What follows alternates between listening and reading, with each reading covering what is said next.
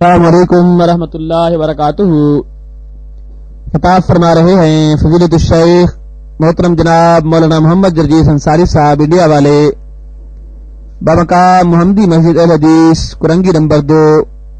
موضوع ہے محبت رسول کے تقاضے، مورخہ 6 جنوری سن 2008، حصہ 2۔ یاد رکھیے اسلامی کیسٹوں کا مرکز سلفی کیسٹ سینٹر، منظور کالونی، گجر چوک، کراچی۔ اس کی بدصورت اور جسم ہے اس کا ماند، مگر خط کا بھیجنے والا تو ہے 14ویں کا چاند۔ یہ کہہ کر گویا لڑکی رضامند ہو جاتی ہے اور باپ کو اپنی لڑکی کی ضد پوری کرنا پڑتی ہے اور اس لڑکی کا نکاح اس لڑکے کے ساتھ کر دیا جاتا ہے۔ یہ محبت رسول کا تقاضا ہے۔ میرے بھائیوں ذرا غور کرو، اپنے معاشرے اور سوسائٹی کے اندر دیکھو، اللہ کے نبی فرماتے ہیں، اللہ کے نبی کا ارشاد ہے، اذا خطب الیکم من ترضون دینہ وخلقہ فزوجوہ۔ جب کوئی دیندار لڑکا اور بااخلاق لڑکا تمہاری بیٹی کے ساتھ نکاح کا پیغام بھیجے، فزوجوہ، تو اپنے بیٹی کا نکاح اس لڑکے کے ساتھ کر دو۔ جب کوئی دیندار لڑکا اذا خطب الیکم من ترضون دینہ، جو تم کو خوش کر دے اس کی دینداری، وخلقہ، اور اس کے اخلاق اگر تم کو پسند آ جائیں، یعنی دینداری بھی ہو اور اخلاق والا بھی لڑکا ہو، اب تمہارے پاس بہانہ نہیں ہونا چاہیے، بس تم اپنی بیٹی کا نکاح اس سے کر دو۔ لا تفعلوا تکن فتنۃ فی الارض، اگر تم ایسا نہ کرو گے، اپنی لڑکیوں کا نکاح ان دیندار لڑکوں کے ساتھ نہ کرو گے، تو تکن فتنۃ فی الارض فساد عریض، تو زمین کے اوپر فتنہ پھیل جائے گا اور بہت بڑا فساد زمین کے اوپر پھیل جائے گا۔ آج طلاقوں کی شکلوں میں جو فساد پھیلا ہوا ہے وہ ہمارے سامنے موجود ہے۔ میرے پیارے ساتھیوں، اسی بات کا نتیجہ ہے کہ ہم محبت رسول کا دعویٰ تو کرتے ہیں لیکن دیندار لڑکیاں اور لڑکے ہم شادی کے موقع پر نہیں دیکھتے ہیں۔ جلیبیب کا نکاح کر دیا گیا۔ محبت رسول کا تقاضا تو یہ کہ اللہ کے نبی نے ایک شخص کو حکم دیا، جاؤ اور فلاں گھر میں ایک لڑکی رہتی ہے اس کو دیکھ کر آؤ، اگر پسند ہے تو ٹھیک ہے میں اس کا نکاح تم سے کر دیتا ہوں۔ یہ 10 صحابی گئے، دستک دی، دروازہ کٹکھٹایا، اندر سے آواز آتی ہے، کون؟ کہا میں اللہ کے رسول نے مجھے بھیجا، یہاں ایک لڑکی ہے، مجھے اس کو دیکھنے کے لیے بھیجا، میرا نکاح اللہ کے نبی اس کے ساتھ کرنا چاہتے ہیں۔ گھر میں کوئی نہیں تھا، لڑکی اندر سے دروازہ کھولنے سے پہلے کہتی ہے، اجنبی نوجوان، اگر اللہ کے نبی نے بھیجا ہے تو میں دروازہ کھول رہی ہوں، اور اگر اللہ کے نبی نے نہیں بھیجا اور اپنی مرضی سے آئے ہو تو میری شکل و صورت دیکھنا تمہارے لیے حرام ہے۔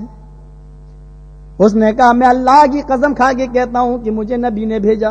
تب دروازہ کھولا اور اس طریقے سے وہ کھڑی ہو گئی، اور اس نے کہا تمہیں معلوم ہے چہرہ اور ہاتھ کی ہتھیلیوں سے زیادہ دیکھنے کی اجازت نہیں، اور غالباً تم اتنا دیکھ چکے ہوگے، اب تم کو میں اندر نہیں بٹھا سکتی ہوں اس لیے کہ گھر میں کوئی نہیں ہے۔ اندر سے دروازہ پھر بند کر لیا، وہ شخص چلا گیا۔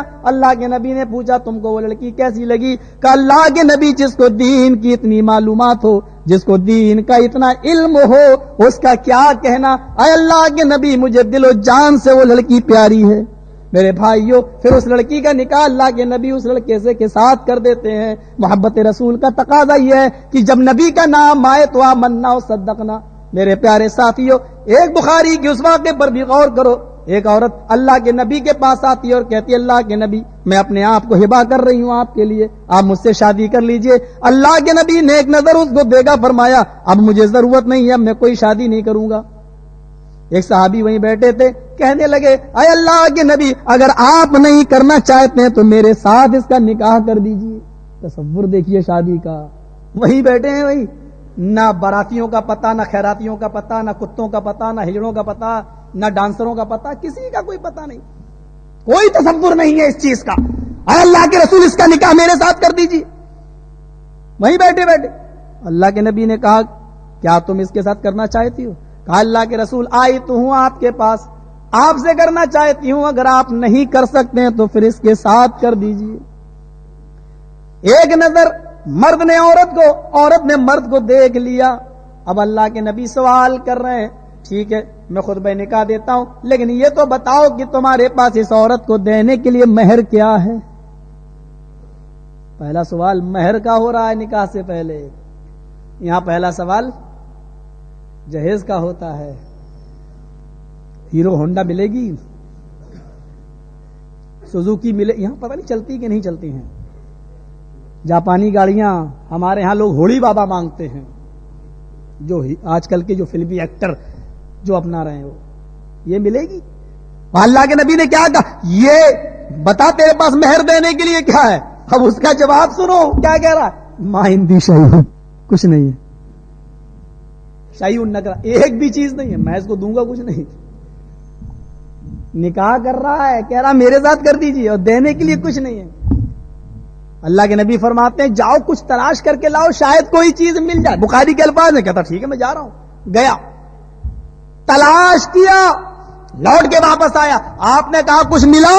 کہنے لگا ما وجدت شیئا یا رسول اللہ، کوئی چیز نہیں ملی۔ آپ نے کہا پھر کیسے نکاح ہوگا؟ کہا کچھ نہیں ملی تو میں کیا کروں؟ اب آپ نے اس سے کہا التمس خاتما من الحدید، دوبارہ جاؤ، لوہے کی انگوٹھی ہی مل جائے تو وہی لے کے آؤ، سونے کی نہیں، لوہے کی ہی مل جائے وہی لاؤ، وہی دو مہر میں۔ انگوٹھی لانے کا حکم کس کو دیا؟ مرد کو۔ سوچتے رہنا ہمارے یہاں سب الٹی گنگا بہ رہی ہے، یہاں سالیاں پہناتی ہونے والے جیجا کو، ساس کی طرف سے پہنائی جاتی ہے، سسرال کی طرف سے پہنائی جاتی ہے۔ اللہ کے رسول یہاں حکم کس کو دے رہے؟ جاؤ لوہے کی انگوٹھی ہی مل جائے تو وہی لے آؤ۔ گیا، لوٹ کے واپس آیا، کہا ملی؟ کہا ما وجدت خاتما من الحدید یا رسول اللہ، اے اللہ کے رسول لوہے کی انگوٹھی بھی نہیں ملی۔ نکاح کر دیجیے، آپ کو ضرورت نہیں، میرے ساتھ کر دیجیے۔ یعنی تصور دیکھیے، ایک غریب انسان بھی یہ کہنے کے لائق تھا کہ میں شادی میری کر دیجیے۔ یہ تصور آج تو 20 جوڑا نہ ہو جب تک لڑکی کو دینے کے لیے چھپکا نہ ہو، ٹیکا نہ ہو، پتہ نہیں کیا کیا چل رہا ہے آج کل، وہ ساری چیز۔ اللہ کے نبی نے فرمایا لوگوں زنا اتنا مشکل کر دو، اتنا مشکل کر دو، نکاح اتنا آسان کر دو، اتنا آسان کر دو کہ زنا کاری مشکل ہو جائے۔ ہم نے زنا اتنا آسان کر دیا ہے کہ نکاح کرنا مشکل ہو گیا ہے۔ نکاح کرنا مشکل ہو گیا ہے، وہ تصور کیوں نہیں آتا؟ جب بادشاہ مصر کی بیوی نے دروازے بند کر لیے اور یوسف سے کہا ادھر آؤ، غلقت الابواب، ایک دروازہ نہیں تھا، ابواب جمع استعمال ہوئی۔ اگر یوسف اس دروازے سے بھاگا تو اس دروازے پہ پکڑ لوں گی، اس دروازے سے بھاگا تو اس دروازے پہ پکڑ لوں گی، اس دروازے سے بھاگا تو اس دروازے پہ پکڑ لوں گی، اور یہی ہوا۔ ادھر آؤ، نہیں معاذ اللہ، اللہ سے پناہ، نہیں یہ کام غلط۔ بھاگے یوسف، وہ دوڑی، ایک دروازے سے نکل گئے، دوسرے پہ، دوسرے سے نکل گئے، تیسرے پہ، سارے دروازے پار کر لیے۔ جو مین گیٹ تھا اس کو کھول رہے ہیں، وہ پیچھے سے کھینچ رہی ہے، اور یوسف اسی کو لے کے ایسے ہی گرے، سامنے بادشاہ کھڑا ہے۔ تصور کیجئے کہ یوسف عورت کے اوپر گرے ہوں، پیچھے سے قمیض پھٹ گئی ہو اور بادشاہ سامنے کھڑا ہو، اور عورت نے یہ الزام لگا دیا جو تیری بیوی کے ساتھ اس طریقے سے خیانت کے ارادے سے آئے اس کی کیا سزا ہے؟ تصور کیجئے کہ نیک لوگوں کے اوپر امتحان کتنا آتا ہے۔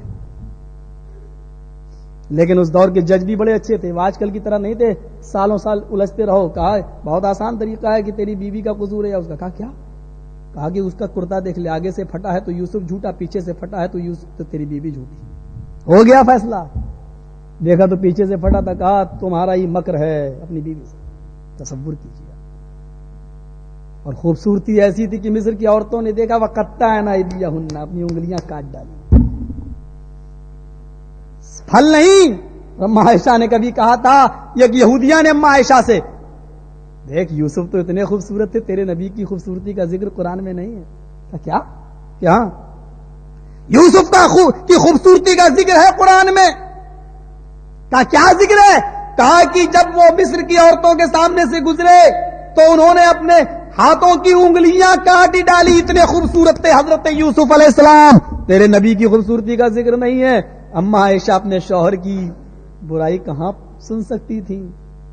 کہتی ہیں یہودی عورت، اچھا ہوا کہ مصر کی عورتوں نے حسن یوسف دیکھا، میرے نبی کا حسن نہیں دیکھا۔ اچھا ہوا کہ مصر کی عورتوں نے یوسف کا حسن دیکھا، میرے نبی کا حسن نہیں دیکھا۔ کہا اچھا، اگر وہ تیرے نبی کو دیکھ لیتی تو کیا ہوتا؟ کہا کہ مصر کی عورتوں نے یوسف کا حسن دیکھا تو انگلیاں کاٹ ڈالی. لورائن جمال حبیبی لقطان قلوبہن، اگر انہوں نے میرے نبی کے جمال کو دیکھا ہوتا تو اپنے دلوں پر چھریاں چلا لیتی. اما عائشہ کا جواب کیا تھا؟ آئے یہودیہ، مصر کی عورتوں نے یوسف کے حسن کو دیکھا تو اپنی انگلیاں کاٹ ڈالی. قطع یقطع کاٹنا، قطع یقطع ٹکڑے ٹکڑے کرنا، یعنی انہوں نے انگلیاں ایک جگہ سے نہیں کاٹی تھی، کئی جگہ سے کاٹی تھی اور تکلیف کا احساس نہیں. مصر کی عورتوں نے یوسف کا حسن دیکھا تو انگلیاں کاٹ ڈالی. مکہ اور مدینہ کی عورتوں نے جناب محمد رسول اللہ کو دیکھا تو اپنا بیٹا میدان جنگ میں کٹوا دیا، اپنا باپ میدان جنگ میں کٹوا دیا، اپنا بھائی اور اپنا شوہر میدان جنگ میں کٹوا دیا. اور وہ دیناریہ جو سجدے میں سر رکھے ہوئے ہے، وہ محبت رسول کے ٹھیکیداروں سنو، وہ دیناریہ جو سجدے میں سر رکھے ہوئے ہے. ایک نوجوان آتا ہے، کیا کر رہی ہے؟ کہا میں محمد رسول اللہ کے جنگ میں کامیابی کی دعا کر رہی ہوں. کہا کچھ پتا بھی ہے تجھے؟ کہا کیا ہوا جنگ کال؟ کہا جنگ کے اندر تیرا بھائی شہید کر دیا گیا. کہنے لگی مجھے موسیٰ اور عیسیٰ کے بھائی کے بارے میں بتا. کہا ٹھیک ہے. سجدے میں گری رہی. دوسرا نوجوان آیا، او دیناریہ کیا کر رہی؟ نبی کی جنگ میں کامیابی کی دعا کر رہی ہوں. کہا کچھ پتا بھی ہے تجھے؟ کہا کیا ہوا؟ کہ جنگ کے اندر تیرا باپ بھی شہید کر دیا گیا. کلیجے پہ چوٹ لگی. کہنے لگی مجھے فاطمہ کے باپ کے بارے میں بتا کہ وہ کیسا ہے. الحمدللہ. پھر سجدے میں گر گئی اور جنگ کی کامیابی اور کامرانی کی دعا کر رہی ہے. ایک نوجوان گھوڑا دوڑائے ہوئے آیا. نوجوان جنگ کا حال کیا ہے؟ سر نیچے کر لیا. اور محمد کا سپاہی سر اٹھا کے بات کرتا ہے، سر جھکا کے نہیں، سر اٹھا کے کہتا ہے ماں جنگ کے اندر تیرا بیٹا شہید کر دیا گیا. کلیجے پہ چوٹ لگی، آنکھوں میں آنسو آئے، لیکن آسمان کی طرف نظریں اٹھا کر اپنے آنکھوں کے آنسوؤں کو آنکھوں ہی میں پی گئی، زمین پہ نہ گرنے دیا. پھر نظروں سے نظریں ملا کے کہتی ہے نوجوان میں نے اپنے بیٹے کے بارے میں سوال نہیں کیا، مجھے آمینہ کے بیٹے کے بارے میں بتا. اسلامی کیسٹ کا مرکز سلفی کیسٹ سینٹر، منظور کالونی، گجر چوک، کراچی. الحمدللہ وہ خیریت سے. پھر سجدے میں گر گئی. ایک اور نوجوان آیا، او ماں جنگ کے اندر تیرا آخری چراغ بھی بجھ گیا، تیرا شوہر بھی شہید کر دیا گیا. کلیجے پہ چوٹ لگی. سر اٹھا کے کہتی ہے نوجوان میں نے تجھ سے اپنے شوہر کے بارے میں نہیں پوچھا، مجھے عائشہ کے شوہر کے بارے میں بتا، مجھے زینب ام حبیبہ کے شوہر کے بارے میں بتا. جواب دیا الحمدللہ وہ خیریت سے. کہا میرا بیٹا چلا گیا، میرا بھائی شہید ہو گیا، میرا شوہر شہید ہو گیا، میرا باپ بیٹا بھائی سب شہید، اور محمد رسول اللہ کو کچھ نہیں مجھے یقین نہیں آتا، مجھے چل کے دکھا. تو آجا بیٹھ جا. اس نے اونٹ پہ بٹھایا، دوڑایا، اونٹ چلا، اتارتا ہے. اس جگہ پر وہ صحابی رسول اتارتے ہیں اور خیمہ جہاں اللہ کے نبی کا دیکھتی ہے کہ لوگ وہاں کوئی اپنا سینہ لگائے ہوئے ہے، کوئی ہاتھوں پر اپنے تیروں کو، نبی اکرم کی طرف آنے والے تیروں کو روک رہا ہے. اس نے خیمے کا پردہ اٹھایا، جا دیکھ. جیسے ہی خیمے کا پردہ اٹھایا اور نبی اکرم کے چہرے پہ نظر پڑی، چمکتے ہوئے اس چہرے کو، اور محمد رسول اللہ کے اس چاند جیسے چہرے پہ نظر پڑی جس کو دیکھ کر کبھی حسان ابن ثابت نے کہا تھا وَأَحْسَنُ مِنْكَ لَمْ تَرَ قَطُّ عَيْنِي وَأَجْمَلُ مِنْكَ لَمْ تَلِدِ النِّسَاءُ. اے اللہ کے نبی آپ اتنے خوبصورت ہیں کہ میری آنکھوں نے آپ سے زیادہ حسین آج تک کسی کو دیکھا ہی نہیں. وَأَجْمَلُ مِنْكَ لَمْ تَلِدِ النِّسَاءُ آپ اتنے خوبصورت ہیں کہ دنیا کی کسی عورت نے آپ سے زیادہ حسین بچہ پیدا ہی نہیں کیا. خلقت مبرم من کل عیب کانک خلقت کما تشاء. آپ اپنی مرضی کے مطابق گویا کے پیدا ہوئے اور اپنے رب سے کہتے گئے اللہ ایسا بنا، آپ کہتے گئے اور آپ کا اللہ آپ کو آپ کی مرضی کے مطابق بناتا چلا گیا. جس کے بارے میں حسان نے کہا جیسے ہی اس دیناریہ نے اس کی طرف نظر ڈالی، نبی اکرم کے چہرے کو دیکھا، چیخ پڑی کل مصیبت بعدک جلل. اللہ کے رسول آپ کا چہرہ دیکھا میں باپ کی شہادت بھول گئی، بیٹے کا غم بھول گئی. یہ محبت ہے، یہ محبت رسول. کہہ دینا بہت آسان ہے کہ ہم جنت میں جائیں گے. ایسے تو ہم لوگوں سے بھی لوگ کہہ دیتے ہیں. ایک صاحب ہم سے کہنے لگے ہاں ہم تراویح 20 پڑھتے تم 8 پڑھتے ہو. تم ظہر 10 پڑھتے ہو، میں 12 پڑھتا ہوں. میں نے تو کیا ہوا؟ بولے ہم زیادہ پڑھتے ہیں، ہم پہلے جنت میں جائیں گے. ہمارے انڈیا میں بھی بہت ایسے بحثیں ہوتی ہیں. میں نے کہا ہاں ہم شارٹ کٹ سے جائیں گے، تم آنا لمبا چکر کاٹ کے. جب ہمارا گھر 1 کلومیٹر میں مل رہا ہے تو ہمیں کیا ضرورت ہے 10 کلومیٹر کا چکر لگا کر؟ نبی نے ہمیں یہ راستہ بتایا، تم آتے رہنا لمبا. کہنے لگا ارے یار ہم زیادہ پڑھتے ہیں تو ہم پہلے جائیں گے. میں نے کہا اچھا یہ بتاؤ ظہر اثر مغرب عشاء فجر کون پہلے پڑھتا ہے تم سے؟ اول ٹائم پہ کون پڑھتا ہے؟ ہاں یار یہ بات تو ہے. میں کون پہلے پڑھتا ہے؟ بولا تم ہی لوگ پہلے پڑھتے ہو. میں نے کہا ہم لوگ پہلے پڑھتے ہیں تو پہلے گھس جائیں گے، اندر سے بند کر لیں گے، تم کو آنے ہی نہیں دیں گے. کہتا ہے تمہارے باپ کی ہے کیا؟ ہم نے کہا ابھی تو کہہ رہا تھا کہ ہم پہلے جنت میں جائیں گے، وہ تیرے باپ کی تھی کیا؟ اور اہل حدیث بھی ہمارے بہت ہیں، وہ کیا کہتے ہیں، وہ یہ سمجھ بیٹھے ہیں بیچارے ہمارے اہل حدیث بھائی کی جنت ہمارے باپ کو ٹھیکے میں ملی ہے. یہ اپنی بیٹیوں کو جوان کر کے گھر میں بٹھائے ہوئے ہیں. کہتے نہیں جب لڑکا پیروں پہ کھڑا ہو جائے گا تب شادی کریں گے. 35 سال کی گھر میں لڑکی ہو رہی، شادی نہیں کر رہے ہیں، اور شادی کے لیے پراپرٹی زمین جائیداد والا لڑکا دیکھ رہے ہیں. تصور کیجئے میرے بھائیو، یہ اہل حدیث جن کے کھانے اور شادیاں ایسے رات کے 12 بجے کے بعد 2 بجے بعد سنتا ہوں کہ یہاں باراتوں کا سلسلہ چلتا ہے. یہاں باراتوں کا سلسلہ رات کے 12 اور 2 بجے کے بعد چلتا ہے. ارے آپ سے اچھا تو ہمارا وہ ہندوستان کا ایریا جہاں ہم لوگ رہتے ہیں، کم سے کم بس شام ہوئی مغرب کے بعد تک اٹھاؤ، ودا کرو، رخصتی کرو. بیچارہ یہاں دولہا کڑتا ہے، وہاں دلہن کڑتی، رات بھر پورا. کیا معاملہ ہے میرے بھائیو؟ ذرا تصور کیجئے کہ مسئلہ کیا ہے اس میں. آپ کو ساری چیزیں ہم مغربی تہذیب کی لیتے چلے آ رہے ہیں، اور آج امریکہ تیزی کے ساتھ امریکہ کی عوام محمد رسول اللہ کی سنتوں کو اپنا رہی ہے. ہمارے پاس باقاعدہ ڈاکٹر موجود ہے، طبیب موجود ہے، حکیم موجود ہے، محمد رسول اللہ صلی اللہ علیہ وسلم کی تعلیمات، اور ہمارے ایم پی او جھولا چھاپ ڈاکٹروں کی تعلیم کے پیچھے پڑے ہوئے ہیں جس سے مریض کبھی بھی مر سکتا ہے. لقد کان لکم فی رسول اللہ اسوۃ حسنہ، تمہارے لیے رسول کی پوری زندگی آئیڈیل ہے، نمونہ ہے. پوری زندگی اٹھنا بیٹھنا لیٹنا سونا جاگنا کھانا پینا ساری چیزیں محمد رسول اللہ صلی اللہ علیہ وسلم کی پوری زندگی تمہارے لیے آئیڈیل ہے. اللہ قیامت کے دن یہ نہیں دیکھے گا کہ تم ظہر کی 10 پڑھ کے آئے یا 12 پڑھ کے آئے ہو. اللہ یہ نہیں دیکھے گا تم نے مغرب کی 5 پڑھی یا 7 پڑھی. وہ یہ دیکھے گا تم نے جو نمازیں پڑھی ہیں اس پر جناب محمد رسول اللہ کی مہر لگی ہے یا نہیں لگی.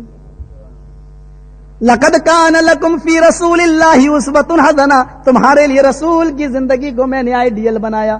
نماز ویسے پڑھو جیسے نبی نے پڑھی، روزہ ویسے رکھو جیسے نبی نے رکھا، حج ویسے کرو جیسے نبی نے حج کیا.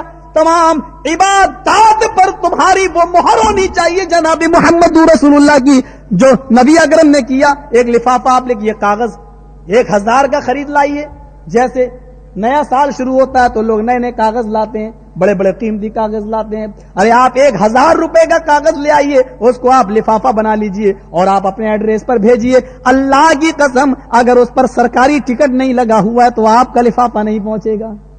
3 روپے 5 روپے آپ کے یہاں جو بھی چلتا ہو، جب تک وہ سرکاری ٹکٹ نہیں لگا تب تک وہ نہیں پہنچے گا. چاہے اس لفافے کی قیمت، اس کاغذ کی قیمت 1 لاکھ روپیہ ہی کیوں نہ ہو. اور ردی کاغذ لے لو، 1 روپے 50 پیسے والا لے لو، اور اگر اس پر سرکاری ٹکٹ لگا ہوا ہے تو آپ کا لفافہ آپ کے ایڈریس پر پہنچ جائے گا. اس لیے کہ اس پر سرکار کی مہر لگی ہوئی ہے. آپ نمازیں تراویح 20 نہیں 20,000 پڑھ ڈالو، اللہ کی قسم اگر اس نماز پر سرکار کی یعنی جناب محمد رسول اللہ کی، ہم سرکار اس معنی میں نہیں لے رہے ہیں گورنمنٹ کی طرح، جس طرح گورنمنٹ کی مہر نہ ہو لفافہ نہیں پہنچتا، اسی طریقے سے جناب محمد رسول اللہ کی اگر ان نمازوں پر مہر نہیں تو وہ بھی ریجیکٹ کر دی جائیں گی. اس لیے کہ لقد کان لکم فی رسول اللہ اسوۃ حسنہ، تمہارے لیے جناب محمد رسول اللہ کی زندگی میں بہترین نمونہ ہے.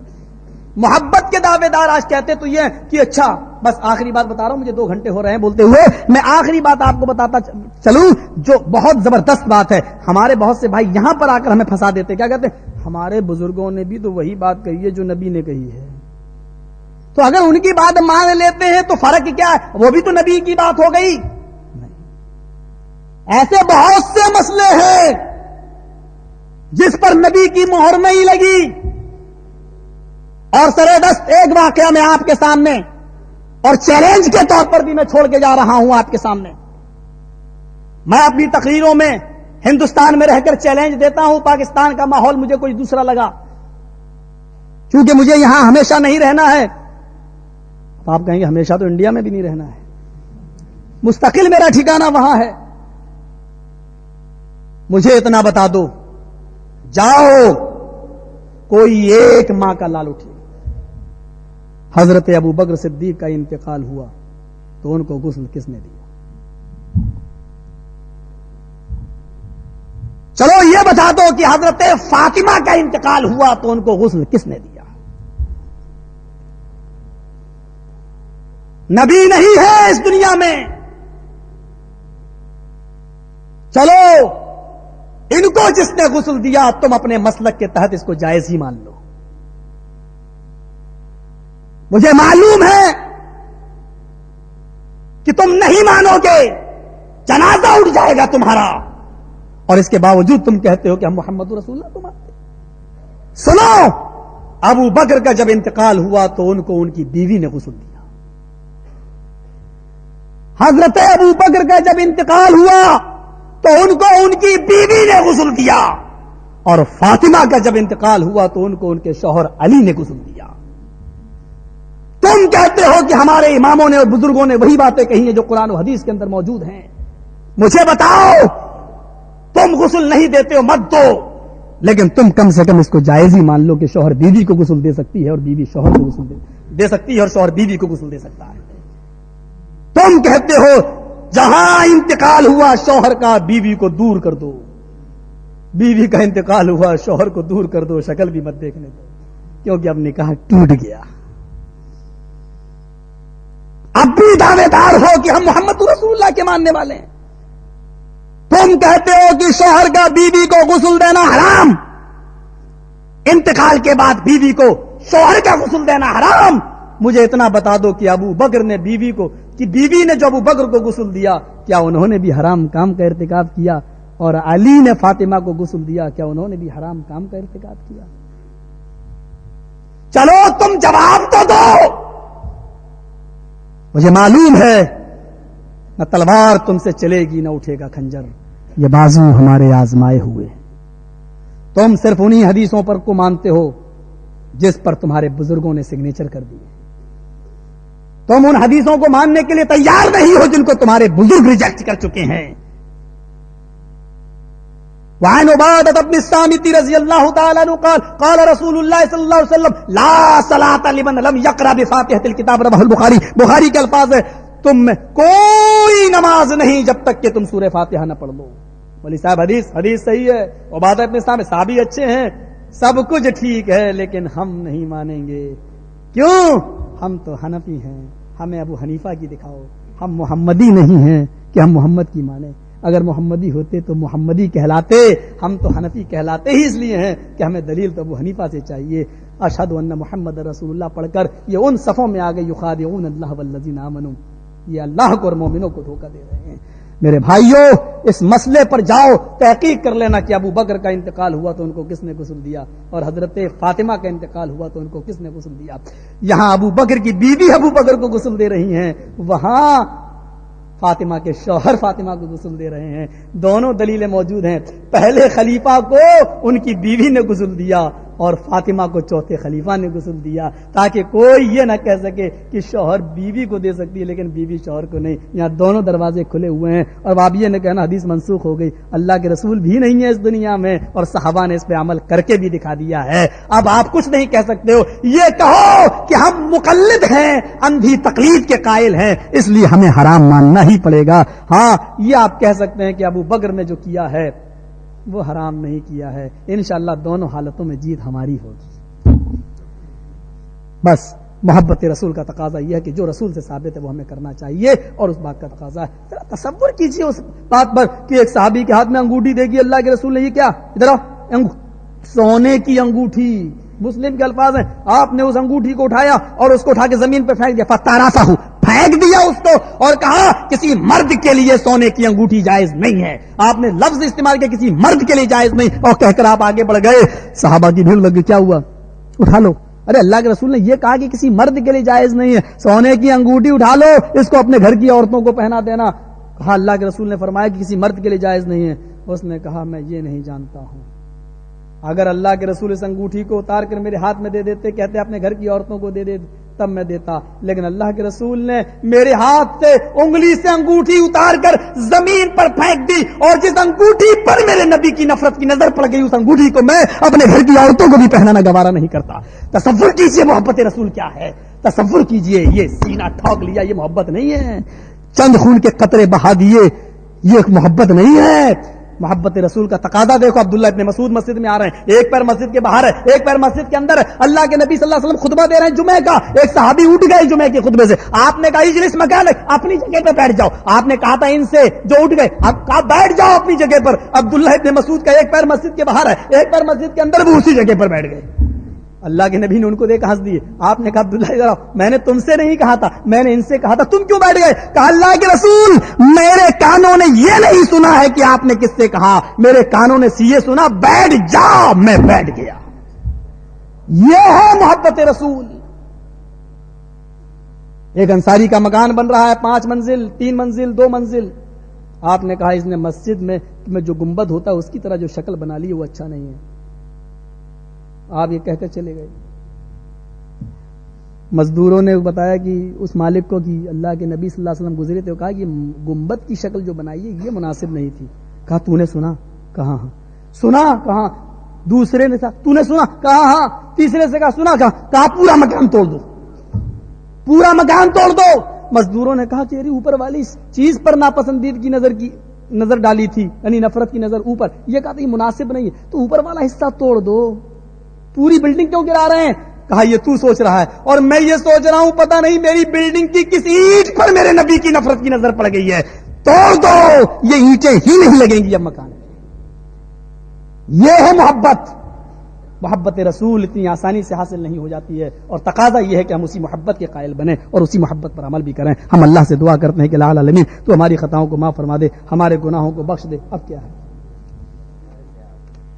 السلام علیکم، آپ سے میرا سوال یہ ہے کہ حضرت ابو ہریرہ نے شادی کی یا نہیں کی، تو کیوں نہیں کی؟ یہ سوال آپ پر میرا قرض ہے، کیونکہ یہ سوال آپ سے میں نے آپ کے پچھلے